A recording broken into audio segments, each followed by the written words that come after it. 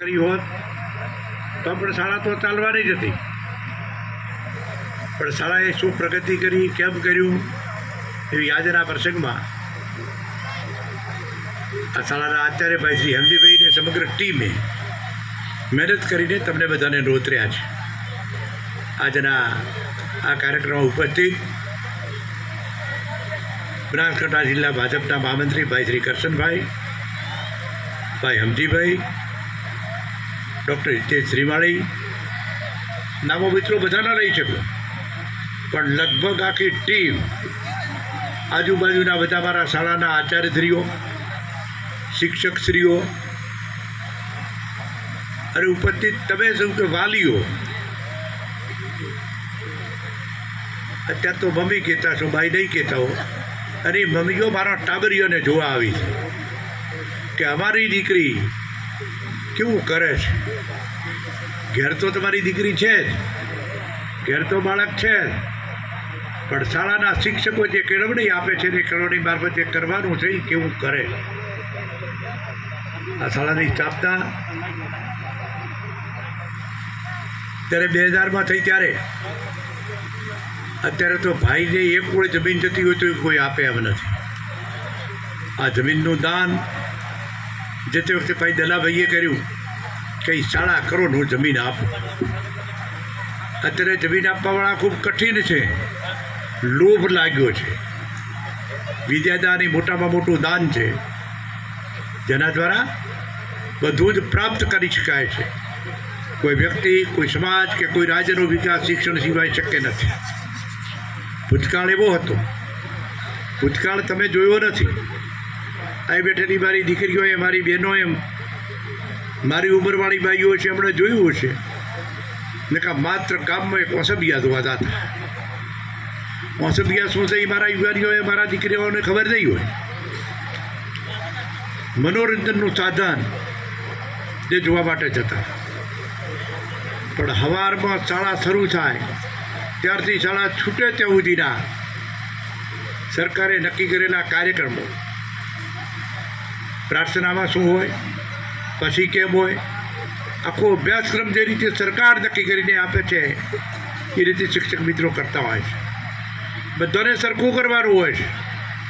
પણ હું મિત્રો ચોક્કસ કહીશ કે સમગ્ર રાજ્યમાં થરાદ તાલુકાના મારા શિક્ષકો પ્રાથમિક શિક્ષણમાં ખૂબ મથે છે. આવું એટલા માટે કહું છું કે હું અહીં ગાંધીનગર, મહેસાણા મારા નિવૃત્ત ડીઓ, ચાલુ ડીઓ, શિક્ષણાધિકારી શ્રીઓને આપણી શાળા બતાવવા લઈને આવ્યો હતો. ત્યારે એમને કહ્યું કે સરકારી પ્રાથમિક શાળામાં આ રીતે બે શિક્ષકો ભણાવે છે, હોઈ શકે જ નહીં. એ મિત્રો ખુશ થયા. અને અત્યારે પણ સમગ્ર રાજ્યમાં જે પરીક્ષાઓ લેવાય છે એમાં આપણા શિક્ષકો, સમર્પિત શિક્ષકો, ડેડિકેટેડ શિક્ષકો, આ બધી જે ટીમ છે, આ મિત્રો એમને એમ નથી થતું. શાળા શરૂ થાય એટલે 11 ટકોરે આવીએ, 5 ટકોરે જઈએ. ટાઈમ જોઈને ત્યાં કે ક્યારે બેર પડે ને ક્યારે મારી બસ પકડવું, કારણ કે હોજાથી અહીં સુધી અપડાઉન કરવાવાળા હશે. પણ છતાં જે સમયસર આપવાનું, કામ કરવાનું, અને તમારા બાળકો જે એ તમને શાના માટે લાયા બધા, મારી બહેનો, માતાઓ, દીકરીઓ, વાલીઓ, એટલા માટે કે અમારા શિક્ષક સાહેબોએ અમારા છોકરાને કેવા તૈયાર કર્યા છે. જે કંઈ બાળકોએ અત્યારે તમારા આગળ પીરસ્યું, હજુ અડધે જ આવ્યા છો, અડધું જોવાનું બાકી છે. તમને 1 વાગે તો વધુ આવે એમ નથી, પણ 12 વાગે પૂરું થઈ જશે. પણ જ્યારે આ બધું જ છે ત્યારે આ એમને પણ નથી થતું. શિક્ષકમાં ગમે એટલો ઊંચા હોય, પણ જો આ વિસ્તારમાં રહેતા બધાનો સાથ અને સહકાર ન હોય તો આ વસ્તુ બને નહીં. અત્યારે આજુબાજુનો 22 ગામ નથી, પણ કોઈ બુહાળમાં, કોઈ પોહાળમાં, કોઈ કઈ રીતે જ્યારે 22 ગામના છોકરો જ્યારે આ શાળામાં મિત્રો ભણતા હોય, એનું કારણ એટલું જ કે મારા બાળકને અમારે અહીં કંઈક ભણાવવું છે.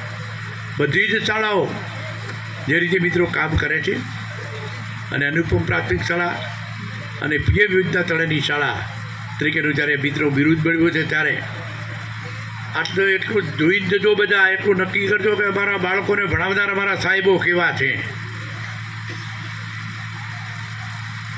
બાળક 18 કલાક એની મા પાસે રહે છે, એની મમ્મી પાસે પપ્પા પાસે રહે છે, 6 કલાક જ શાળામાં આવે છે. 6 કલાકમાં માત્ર એને ભણાવવું એટલું નથી, ભણાવવાની સાથે સાથે અનેક પ્રકારનું પ્રવૃત્તિઓ શીખવાની, જે કંઈ શિખામણ આપવાની છે, જે તૈયાર કરવાના છે. એટલે આ શિક્ષક મિત્રો જે ગુરુજીઓ કહેવાય. ગુરુ વગર જ્ઞાન હોય નહીં. ભૂતકાળમાં તો આપણે ગુરુઓને આન બાન શાન માન આપતા હતા. અત્યારે ધીરે ધીરે થોડું ઓછું કર્યું છે, પણ અત્યારે પણ તમને એટલું તો છે જ કે જે શિક્ષક ખૂબ સારી રીતે ભણાવતા હોય તો એ શિક્ષક સાહેબ પ્રત્યે એટલો ગરુબો અને પ્રેમ થઈ જાય છે કે મારા બાળકને આ ભણાવે છે. વાતો મિત્રો ખૂબ થાય, કલાકોની કલાકો સુધી થાય. પણ તમે અત્યારે મારા ટાબરિયાને નિહાળવા આવ્યા છો. ટાબરિયાએ કેવું કામ કર્યું છે તમે જુઓ છો કે આ ટાબરિયા આટલી ઉંમરના તમારી પાસે જ 18 કલાક રહે છે, તમે તૈયાર ન કરી શકો. છતાં જે રીતે એમની તૈયારીને એકમાં દીકરો દીકરી એક સમાન બધા જ કાર્યક્રમો તમે જોતા છો કે મોટે ભાગે મારી દીકરીઓ છે. ઘરની લક્ષ્મીથી જ જેની શરૂઆત થાય છે, લક્ષ્મી જ પહેલી હોય. બધે જેમ દેવદેવીઓમાં પણ દેવીઓ પહેલી છે, દેવતાઓ પછી છે, એમ શાળામાં બધી પ્રવૃત્તિઓમાં જ્યારે મારી દીકરીઓ પહેલી છે ત્યારે દીકરી અર્ધાંગની કહેવાય, પત્ની અર્ધાંગની કહેવાય. જ્યારે અર્ધાંગનાની વાત આપણે કરતા હોઈએ ત્યારે કેમ અને શું થાય, એમાં દીકરો દીકરી એક સમાન ગણીને દરેકને સરખું શિક્ષણ આપીએ. અહીં બેઠેલી તમને બધી મારી દીકરીઓને, માતાઓ, બહેનોને કહું કે આપણી દીકરી કલેક્ટર થાય, ડીડીઓ થાય, ડીએસપી થાય, રાજ્યનો સચિવ થાય, દેશનો સચિવ, દીકરો થાય એવું ન હોય. અત્યાર સુધી તો તમારી માનસિકતા એવી હતી કે દીકરી પારકા ઘરની થાપણ છે, દીકરીને ભણાવીને શું કરવાની છે. તો અત્યારે તમને પણ એવો ખ્યાલ આવે છે કે દીકરીની પણ ભણાવવી ખૂબ જ જરૂર છે ને તમે ભણાવવામાં મહેનત પણ ખૂબ કરો છો, ખૂબ મહેનત તમે કરો છો. એટલે દીકરો દીકરી એક સમાન ગણીને તમામને સરખું શિક્ષણ આપીએ. અને જ્યારે શાળામાં બધા ભેગા થયા છો, શાળાનો કાર્યક્રમ છે, ત્યારે વ્યસનોમાંથી બહાર નીકળો. બધા સમાજના રિવાજો સુધારવામાં પડ્યા છે. બધાનો સાથ અને સહકાર છે. નવા જમાનાના જે વ્યસન પાછળના ખર્ચા છે એ બંધ કરીને દીકરા દીકરીના ભણતર પાછળ ખર્ચ કરીએ એ આ તબકે વિનંતી કરું છું. આજે ભાઈ શ્રી હમજીભાઈ, સમગ્ર શાળા પરિવાર, સમગ્ર ટીમ જે મારા બાળકોને તૈયાર કર્યા છે, વાલીઓને નોતર્યા છે, તમે પણ આ બધું નિહાળવા માટે ખૂબ મોટી સંખ્યામાં આવ્યા. જેની મમ્મી છે, બાઈ છે કે મારી દીકરી કેવું કરે, સાહેબોએ કેવું ભણાવી, તમે જોતા હશો ત્યારે ખબર પડતી છે કે આટલું બધું કરે છે. આ બધું જ જ્યારે છે ત્યારે આજના આ કાર્યક્રમમાં અમને ઉપસ્થિત રહેવાનું આમંત્રણ આપ્યું. આમ તો હું મિત્રો રાતનો કાર્યક્રમ ખૂબ પસંદ કરતો કે રાત્રે 12 વાગે 1 વાગે તો પણ વધુ આવે નહીં, તો મને એમ કે રાતના કાર્યક્રમોમાં